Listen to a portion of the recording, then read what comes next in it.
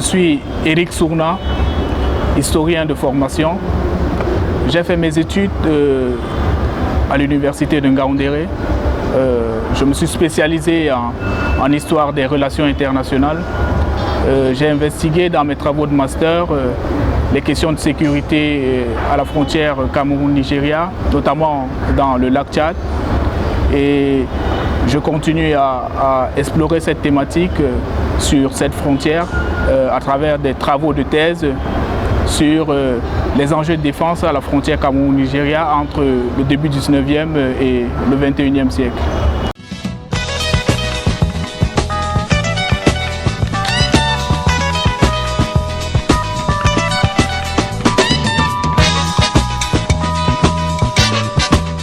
La question est intéressante.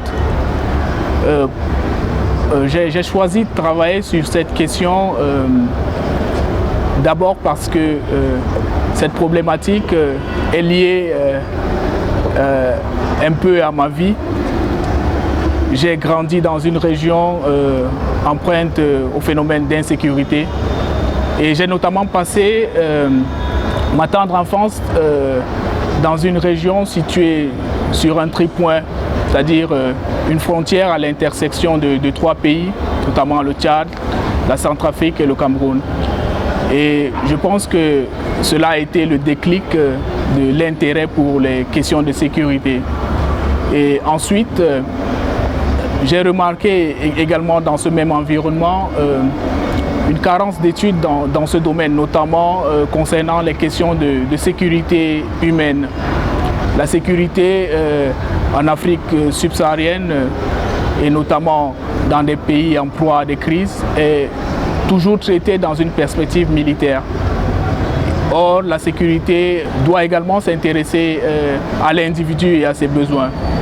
C'est justement pour cette raison que dans mes travaux de master, j'ai essayé d'étudier comment l'État camerounais reprenait certains de ces territoires qui avaient été abandonnés, entre guillemets bien sûr, au Nigeria à travers des politiques de développement dans ces différentes régions.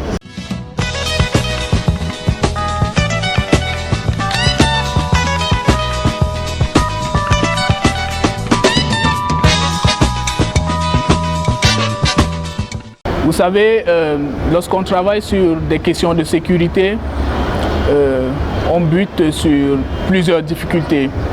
La première difficulté est d'ordre épistémologique. Elle est d'ordre épistémologique dans la mesure où les questions de sécurité imbriquent plusieurs domaines d'études, notamment des questions stratégiques, des questions économiques, des questions culturelles. Et le défi pour le chercheur qui travaille sur ces questions, c'est de pouvoir élaborer un cadre théorique adéquat à même de restituer les réalités qui se vivent sur le terrain. Et comme autre difficulté, vous savez, lorsqu'on travaille sur des questions de sécurité, on bute sur une sorte de boîte noire. Ces questions sont des questions secret défense et pour avoir des informations sur ces questions, c'est souvent difficile. Et ensuite, lorsqu'on travaille sur ces questions, ce n'est pas souvent évident de se rendre dans des zones insécures lorsqu'on n'y est pas autorisé et parfois on peut être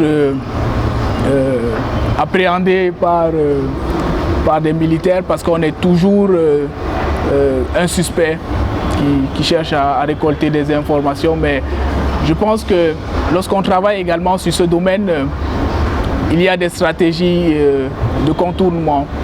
Le premier avantage que j'ai lorsque je travaille sur ces questions, c'est de connaître effectivement le milieu dans lequel j'évolue. C'est une zone dans laquelle j'ai grandi et où j'ai fait beaucoup de travaux. Et là, ça me permet déjà d'avoir certaines attaches avec de potentielles cibles, c'est-à-dire les populations, les fonctionnaires de police, les militaires. Ça, c'est le premier atout pour contourner cette cette sorte de mutisme, parce qu'on dit, lorsqu'on travaille sur des questions de sécurité, on ne parle pas beaucoup. Et comment j'ai fait pour ensuite contourner ces différentes difficultés? Je dois dire que,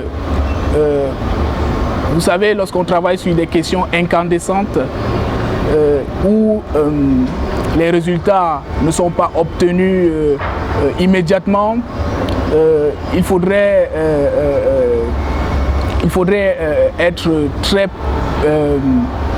comment dirais-je, il faudrait être très, prendre beaucoup de précautions, parce que certaines données que vous collectez sur le terrain peuvent s'avérer désuètes quelques jours plus tard, simplement parce que les populations qui subissent les attaques terroristes peuvent vous donner des informations qui peuvent être relativisées. Je pense qu'à force de patience et à force d'élaborer des outils méthodologiques assez concrets, on aboutit à un résultat escompté.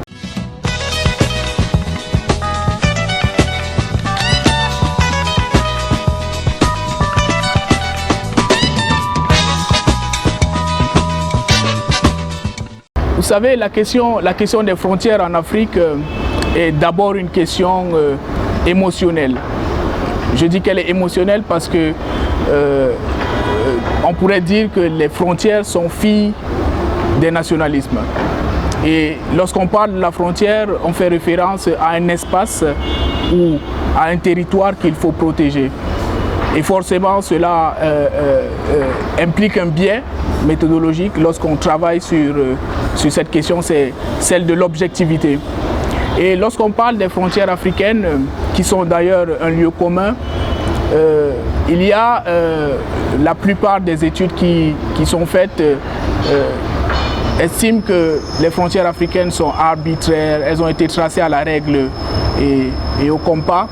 Ça, ce sont des choses qui sont connues de tous ceux qui investiguent ces questions. Mais seulement, lorsque l'on analyse de plus près cette historiographie qui est militante, on se rend effectivement compte qu'on ne peut départir cette historiographie du contexte, de son contexte de production. Qu'est-ce que je veux dire par là? Je veux dire par là que la plupart des frontières africaines ont été étudiées de manière générale. Or, on peut considérer les frontières comme des monades, c'est-à-dire des unités qui ont une historicité singulière. Chaque frontière a une histoire. Et forcément, l'histoire de l'artificialité ne peut pas être une histoire des frontières globales sur le continent. Je pense que lorsqu'on traite des frontières aujourd'hui sur le continent, on doit prendre en compte leur historicité propre. Et je me dis également que, et ça c'est à la décharge des historiens qui ont travaillé sur ces questions, c'est que la plupart de ces études ont été faites selon une approche provinciale des frontières. C'est-à-dire les historiens camerounais ont travaillé sur la constitution de la frontière à partir du Cameroun. Les historiens nigérians l'ont fait également à partir du Nigeria. Et je me dis que c'est pour cette raison. Mais toujours est-il qu'il est important de questionner cet héritage colonial parce que c'est également relatif que 80% des frontières mondiales sont issues d'une imposition et que l'artificialité des frontières n'est pas une notion qui s'applique essentiellement aux frontières africaines. Et dans mes travaux, j'essaye de mettre en exergue l'action des acteurs locaux dans la création de ces limites internationales. Parce que de mon point de vue, l'histoire des frontières ne reproduit pas l'unilatéralisme occidental en Afrique, mais c'est une histoire du compromis. C'est une histoire dans laquelle les acteurs locaux ont une grande part de responsabilité, non pas en tant que sujet subissant l'histoire, mais également en tant que sujet qui font l'histoire.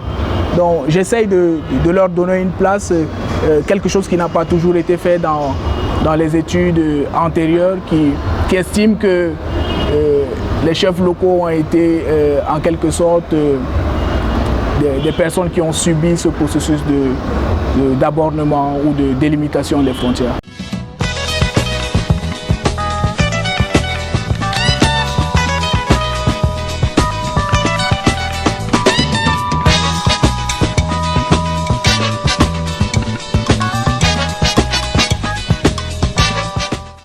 C'est vraiment une question qui rentre dans le cœur de ce que je fais comme travaux de recherche. Je dois dire que la première des choses, lorsqu'on parle de la frontière Cameroun-Nigeria, pour être plus précis, il y a une chose qui n'est pas souvent évoquée par ceux qui étudient l'orogenèse de cette frontière, c'est que nulle part sur le continent, les chefs locaux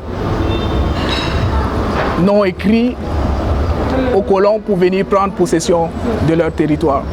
Or, l'histoire de Lagos, c'est une histoire de l'usurpation. C'est une histoire qui met en contact brutal l'Europe et l'Afrique à travers des rapports de force qui sont inégaux. Or, l'histoire de la frontière Cameroun-Nigeria, notamment dans le golfe de Guinée, ne reproduit pas cet unilatéralisme, mais reproduit une sorte de compromis. C'est-à-dire on a en face des chefs locaux qui se comportent comme des acteurs rationnels, qui savent exactement que contracter des alliances avec telle ou telle puissance revient à augmenter le prestige de tel ou tel chef. Donc en réalité, ce n'est pas des acteurs qui subissent l'histoire. C'est le premier exemple. Le second exemple, c'est qu'en réalité, toujours dans cette zone, on remarque une constante communication entre les chefs locaux et l'autorité coloniale. Lorsqu'on regarde l'ère d'influence EFIC, on se rend compte que c'est où cette ère d'influence s'arrête que la frontière Cameroun-Nigeria s'arrête. Lorsqu'on remonte vers le lac Tchad, on se rend également compte qu'une localité comme Kerawa est la frontière naturelle entre l'empire du Borno et l'empire du Wandala. En réalité, parfois, les tracés coloniaux ne sont venus qu'entériner des tracés qui existaient. Quelque chose pour dire que, en réalité, les réalités vernaculaires ont longuement influencé le tracé de ces frontières. Et dans la lignée des travaux de Camille Lefebvre, qui démontrent que l'histoire des frontières africaines n'est pas l'histoire de l'unilatéralisme occidental. En réalité, pour revenir sur le biais de l'artificialité, c'est en réalité un discours colonial qui vise à démontrer que la colonisation est venue mettre en ordre des sociétés qui étaient par essence désordonnées, qui n'avaient pas une culture de la limite et des frontières. Je pense que c'est aujourd'hui ce type de choses qu'on doit revisiter. Et je vais terminer par un troisième exemple pour démontrer en réalité que l'histoire des frontières n'est pas que l'histoire de l'unilatéralisme. C'est que si on prend en compte, le nombre de colons qui ont conquis les territoires africains et on met ce nombre en corrélation avec la superficie de l'espace administré, on se rend compte que même si les colons le voulaient, ils ne pouvaient pas gérer ces territoires. Et il y a eu pendant la colonisation une sorte de sous-traitance de ces questions de sécurité aux chefs locaux, notamment dans le lac Tchad, dans la zone du lac Tchad. Je veux parler du nord du Cameroun et du nord du Nigeria, où en réalité les chefs locaux avaient pour mission de sécuriser les frontières, de collecter l'impôt, de participer au processus de pacification de ces espaces, parce qu'ils maîtrisaient les réalités, les différents mouvements circulatoires qui traversaient leur ancien territoire, qui sur le plan formel ne les appartenaient plus, mais sur le plan factuel ne pouvaient pas être gouvernés et administrés sans eux.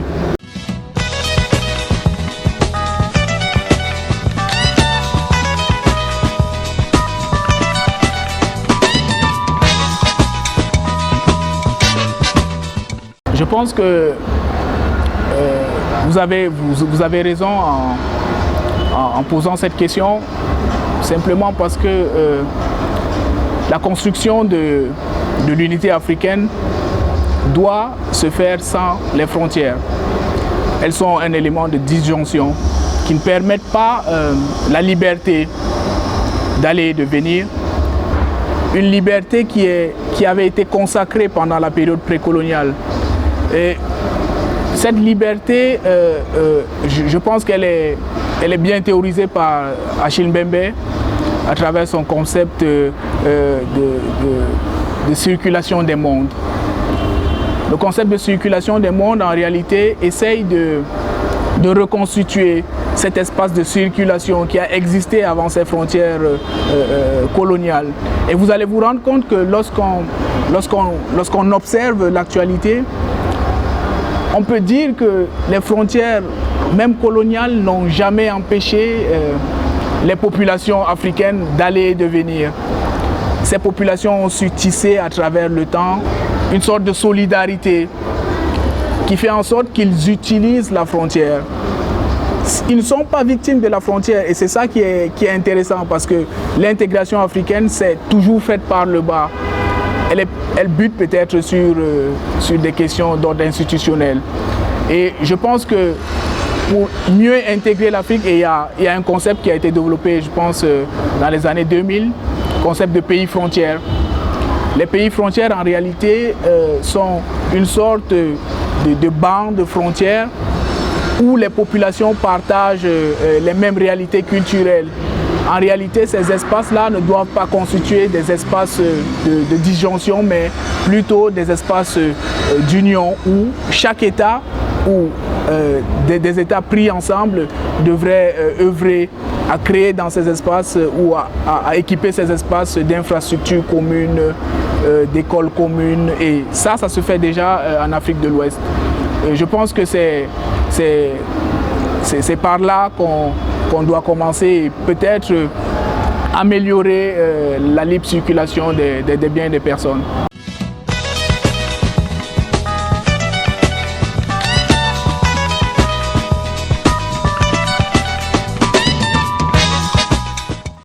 Je pense que c'est également une question qui est assez complexe.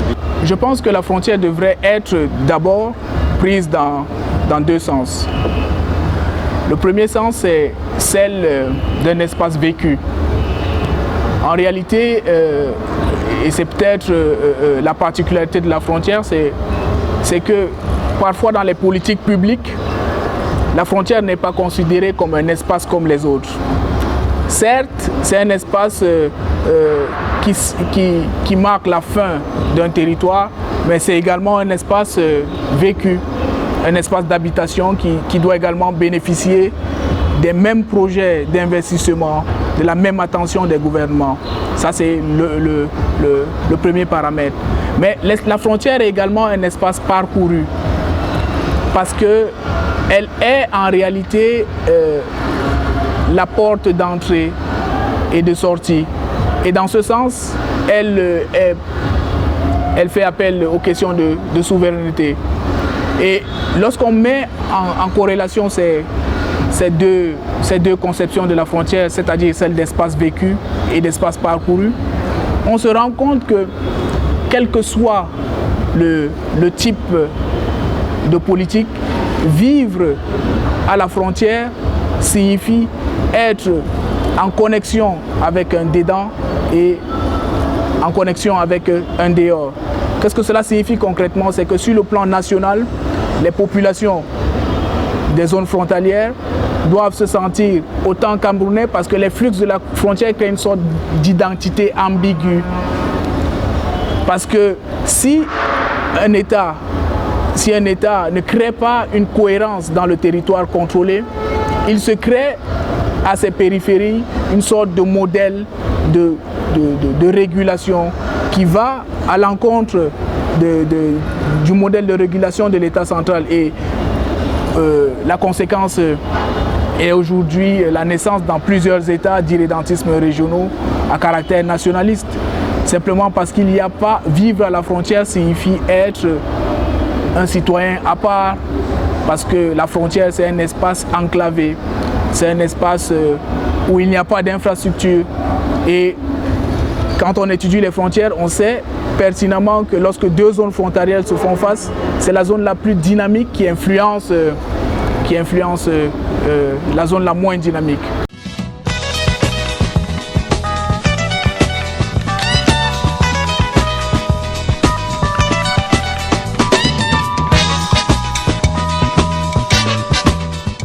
Tout à fait, je pense que vous avez raison. Vous avez raison, je ne vais pas vous contredire là-dessus. Mais je dois dire que il est nécessaire pour moi de connecter deux concepts en réalité. Le concept de frontière et celui de temps. Celui de temps historique, je voulais dire. Chaque fois qu'il y a une frontière, il se crée un nouveau temps historique. Et la frontière, en réalité, si on la considère comme un espace, une ligne de disjonction, chaque fois qu'il y a une frontière, on peut dire que ça crée trois temps historiques. Je m'explique. En réalité, l'espace qui préexiste à la frontière est un espace homogène où les populations peuvent aller et venir. Mais lorsqu'intervient la ligne, il se crée deux nouvelles dynamiques historiques. Et forcément, ces dynamiques historiques peuvent être contraires si il y a par exemple un conflit à propos d'un espace discuté. Et en ce sens-là, la frontière devient la fin d'un territoire et le début d'un autre territoire. La fin d'un temps historique et le début d'un autre temps historique. Le début d'une histoire nationale et le début d'une autre histoire nationale. Donc, dans tous les cas, la frontière a cette double dimension, celle d'un espace d'ouverture et celle d'un espace de fermeture.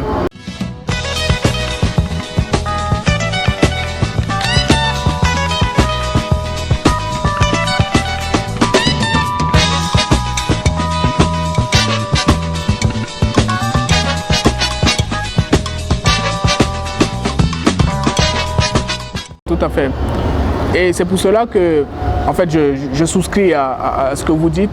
Et c'est pour cela que j'aimerais revenir sur ce que j'ai dit d'entame, que chaque frontière est une monade.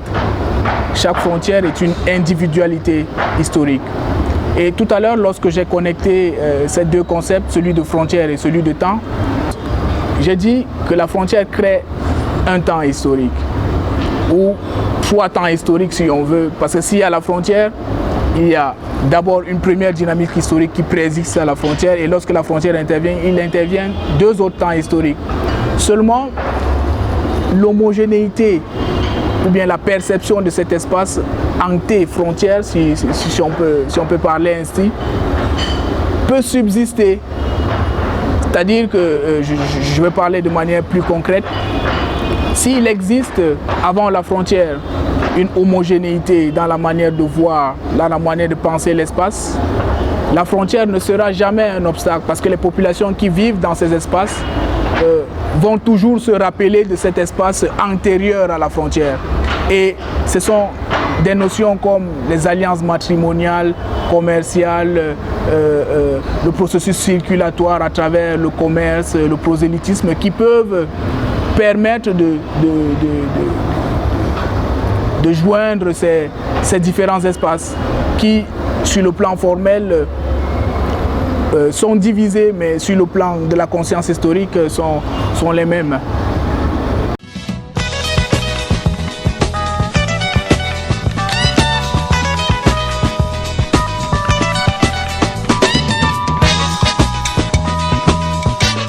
Je dois dire que les frontières dans le lac Tchad, effectivement, sont un phénomène complexe. Complexe parce que elles imbriquent deux manières de percevoir ces tracés. Il y a des frontières qui peuvent être représentées au niveau local, c'est-à-dire à travers l'exploitation du lac Tchad. Vous savez, un pêcheur tchadien ne va pas attendre que le poisson revienne dans la partie tchadienne du lac pour aller pêcher. il va traverser le lac parce que dans son esprit, il a une conscience de l'unicité du lac. Et dans un second sens, le lac Tchad, vous savez, à l'issue du processus colonial, a été également partagé entre différentes puissances coloniales. Et de ce partage est né des États africains, le Niger qui a une partie du lac, le Tchad qui a une autre partie, et le Cameroun et le Nigeria qui ont également leur partie du lac. Et ceci revient simplement à dire que la perception des frontières dans cette partie de l'Afrique peut être prise sous deux angles. Un angle institutionnel qui met en évidence la frontière comme limite de souveraineté, et cette frontière s'applique également aux fleuves, aux cours d'eau, et la frontière prise comme une réalité vernaculaire, faisant référence à un espace parcouru. Et ça, c'est une perception des frontières que les populations appliquent. Et vous allez vous rendre compte que dans la pratique, effectivement, c'est cette dualité dans la perception des frontières qui est, ou bien cette dualité qui crée le conflit en réalité, dans la perception de ces frontières, parce que les conditions climatiques qui affectent le lac Tchad entraînent un rétrécissement de ces eaux. Et ce rétrécissement entraîne forcément une mobilité des populations. Et la plupart des conflits qui naissent dans ces espaces sont des conflits liés à l'exploitation des ressources, qui mettent en évidence des protagonistes de différentes nationalités, notamment nigérians, camerounais, tchadiens. Je pense que c'est ce que je peux dire sur la perception des frontières dans cet espace.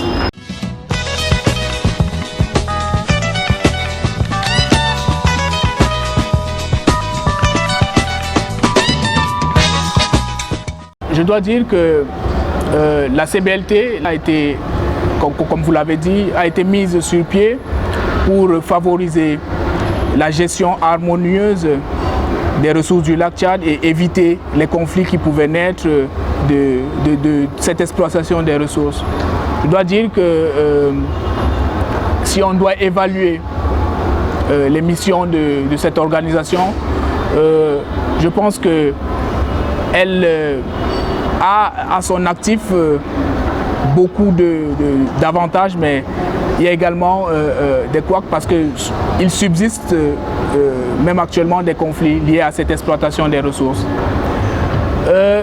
Mais il y a un élément qu'il faudrait souligner dans les missions de la CBLT, c'est que les conflits aujourd'hui ne résultent pas simplement de l'exploitation des ressources. Les conflits peuvent également résulter de tensions qui mettent en évidence non pas des États, mais des acteurs indépendants, notamment des groupes armés. Et je pense que c'est peut-être là où la CBLT n'a pas su suffisamment anticiper sur cette question en mettant en place depuis plusieurs années une force mixte multinationale. Il y a eu une patrouille mixte multinationale qui a existé, mais la carence prospective a peut-être manqué à cette organisation. Et je pense que actuellement, elle est en train de se rattraper à travers ce qui est en train d'être fait dans le lac Tchad, à travers le combat que mène cette organisation contre le terrorisme.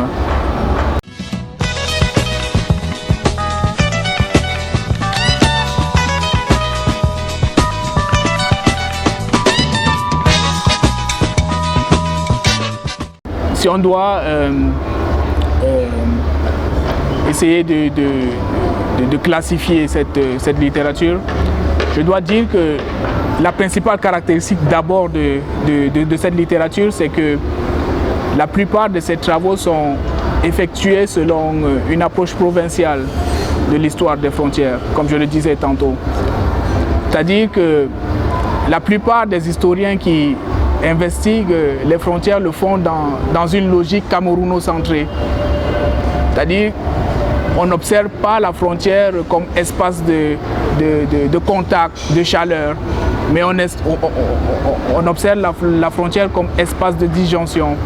Et dans cette littérature, ce qui est le plus mis en avant, c'est justement cette fonction de disjonction à travers la mise en évidence des conflits frontaliers entre le Cameroun et ses voisins, notamment le conflit frontalier Cameroun-Nigeria dans la péninsule de Bakassi et dans le lac Tchad, des questions de contrebande qui constituent en réalité une lacune de la fonction fiscale que joue la frontière. Des questions liées à l'insécurité transfrontalière aux frontières. Des questions également liées à la coopération entre le Cameroun et ses voisins, notamment à travers les autorités transfrontalières, les autorités des différents pays. Également, cette littérature met également en évidence quelquefois des tensions entre des politiques étrangères qui peuvent être contraires. Donc, je pense que je ne peux pas faire un tour assez exhaustif, mais je pense que c'est la tendance générale.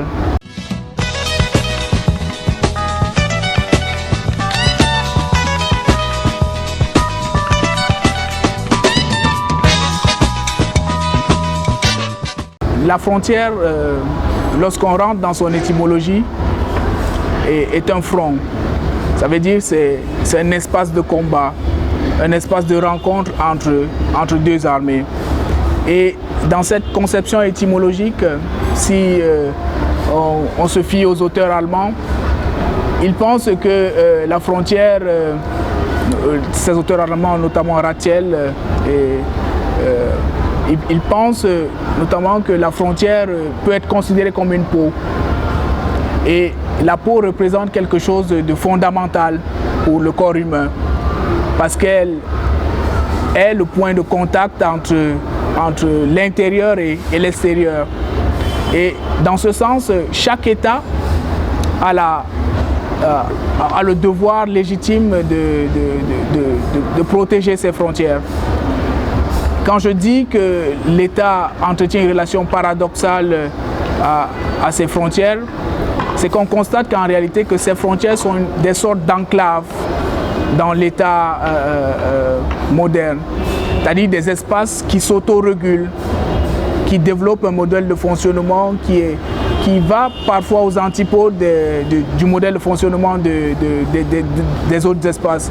Et je pense que cette manière spécifique qu'ont les espaces périphériques de se réguler ont été longuement théorisés par Janet Reutemann dans ce qu'elle appelle la garnison anthropo. C'est-à-dire c'est un espace de tension, un espace de conflit dans lequel les bandes armées ou des acteurs indépendants challengent l'État dans ses fonctions régaliennes. Ce même concept de garnison anthropo est repris par plusieurs autres auteurs, Raison, Marshall notamment, et également Higuet, un géographe béninois qui parle lui de périphérie nationale pour désigner ces espaces qui sont en réalité des enclaves dans l'État moderne africain. Et si on veut aller un peu plus loin, on se rend compte que c'est une relation qui est assez paradoxale. Pourquoi? Et je vais prendre des exemples concrets. Il y a une sorte de gouvernance par l'absence. J'entends par gouvernance par l'absence cette gouvernance qui est assez timide dans ces espaces. Ce sont des espaces qui sont éloignés des espaces centraux et qui ne sont accessibles qu'à certaines périodes de l'année, parce que coupés du reste du territoire national par manque d'infrastructures. Et cette gouvernance par l'absence, met en évidence un État qui déploie dans ces espaces un dispositif léger. Et de mon point de vue, ce dispositif léger a simplement pour objectif de démontrer que cet espace m'appartient. Mais sur le plan formel, ce dispositif léger ne permet pas de contrôler de manière efficiente les flux.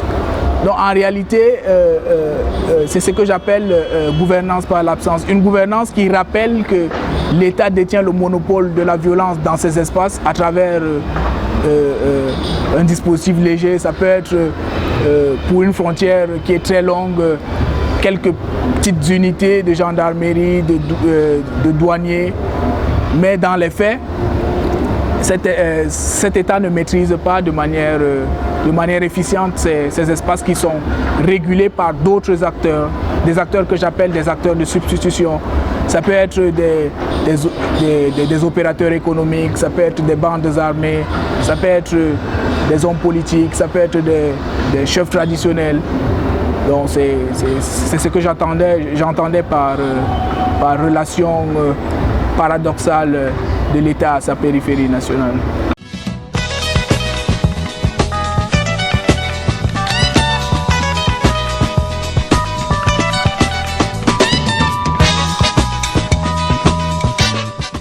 La réunification comme épisode historique du Cameroun était un événement qui a une très grande portée mémorielle. Simplement parce qu'elle rappelle que des Camerounais ont décidé de reconstituer un espace historique qui existait avant la Première Guerre mondiale. Et en ce sens,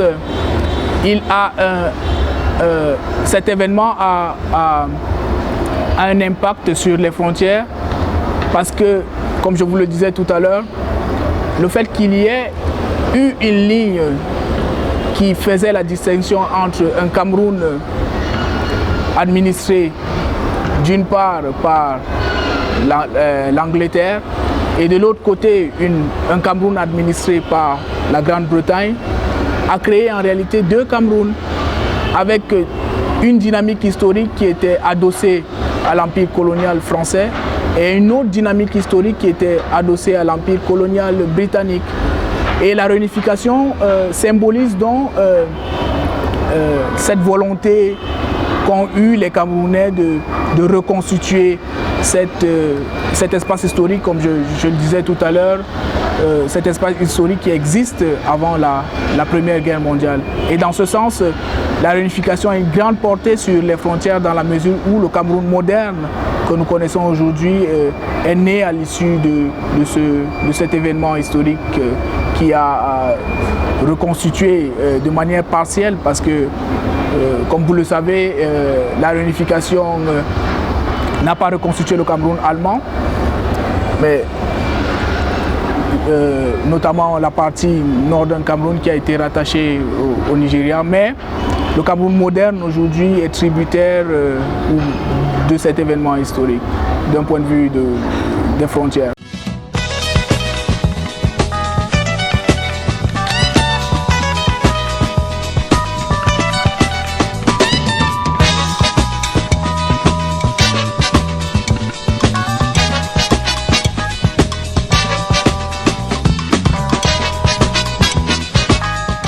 Je pense que c'est une question qui soulève, qui peut être prise dans plusieurs sens. Parce que lorsqu'on étudie les questions de sécurité, quel que soit le dispositif à travers lequel l'État se déploie sur son territoire, le risque zéro n'existe pas. Mais je dois dire également que ce type d'événement vient rappeler que certains espaces qui appartiennent aux États sont plus vulnérables que d'autres. Et c'est dans ce sens que je me suis intéressé notamment dans la plupart de mes travaux à la gouvernance des périphéries nationales, en estimant que l'État, pour créer une cohérence dans le territoire contrôlé, doit harmoniser les conditions de vie des populations du centre et de la périphérie, pour que ne naisse pas dans ces espaces, d'une part, un modèle de fonctionnement et de régulation qui soit contraire à ce que l'État central veut, et d'autre part, que ces espaces-là ne se constituent pas en enclave pouvant être une sorte de niche écologique pour l'émergence de ce type de mouvement qui, aujourd'hui, il faut le dire, transcende les frontières.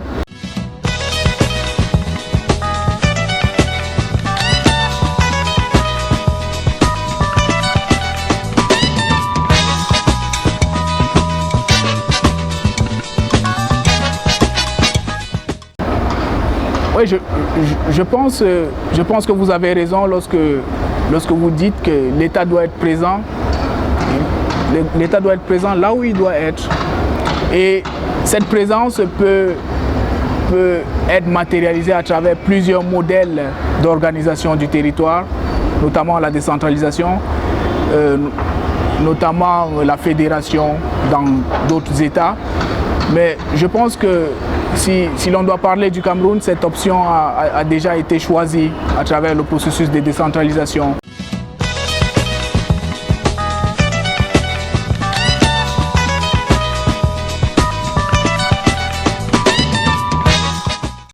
Mise en œuvre de manière timide, mais mise en œuvre quand même.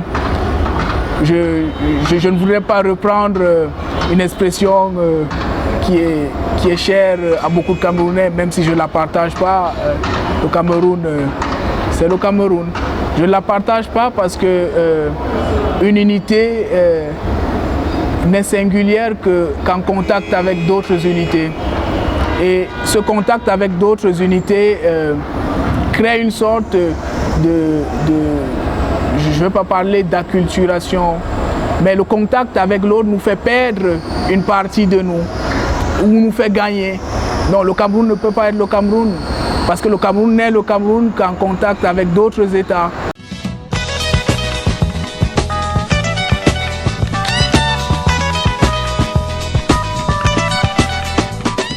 Je répondrai à cette question je ne vais pas être long de toutes les façons. Il y a beaucoup de travaux, pas seulement les miens, qui sont menés depuis plusieurs années sur les frontières. Et la particularité de ces travaux insiste sur la sécurité globale. Qu'est-ce que la sécurité globale? La sécurité globale, c'est que les anglo-saxons appellent hard security, c'est-à-dire sécurité militaire, plus soft security, sécurité humaine et sociétale. Je pense que si on veut résoudre le problème de manière holistique, on devrait appliquer ce modèle de gestion lorsqu'on va vers les frontières. Ce sont des espaces de tension qui exigent le déploiement d'un dispositif sécuritaire conséquent, mais ce sont également des espaces de vie où l'État doit intervenir en tant qu'acteur de développement. Donc je pense de manière générale que c'est ce modèle-là qui mérite d'être appliqué au Cameroun, Global Security.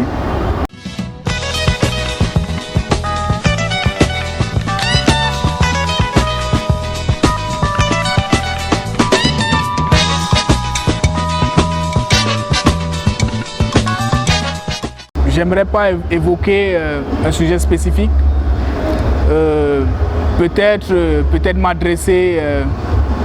m'adresser aux chercheurs qui investiguent ces problématiques, d'explorer les frontières, non pas selon une approche provinciale ou statio-nationale, mais d'explorer les frontières selon une approche transnationale. Parce que de mon point de vue, c'est cette approche qui permet de d'appréhender les flux qui en réalité déstabilisent les États. Si on n'est pas capable de retracer les réseaux, de connecter les territoires, on ne peut pas comprendre les questions d'insécurité. Et ceci revient simplement à dire que les problèmes d'insécurité aux frontières ne datent pas des frontières en réalité, mais datent de la période précoloniale. Ces flux qui déstabilisent les frontières s'adossent sur des réalités qui sont plus anciennes que les frontières, notamment les alliances matrimoniales, commerciales, les flux, les allégeances. Et je pense que c'est ce que je peux dire peut-être en termes de pistes de réflexion pour tous ceux qui s'intéressent aux frontières.